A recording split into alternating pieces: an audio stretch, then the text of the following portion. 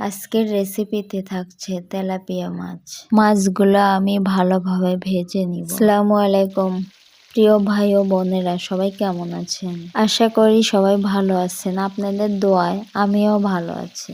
মাছগুলো উল্টানো হয়ে গেছে, এবার তুলে নেওয়ার পালা। কড়াইতে আমি মশলা বাটা দিয়ে দিলাম। এখানে আদা, জিরা, পেঁয়াজ, রসুন একসঙ্গে বেটে নিয়েছিলাম। তারপরে একটু পানি দিয়ে দিলাম যাতে মশলাটা পুড়ে না যায়।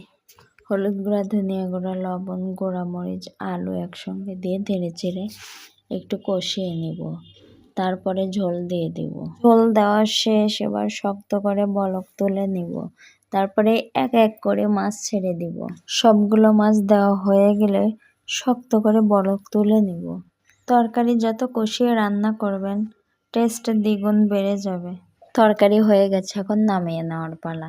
দেখেন তরকারির কালারটা কত সুন্দর হয়েছে। সবাই ভালো থাকবেন, সুস্থ থাকবেন। আল্লাহ হাফেজ।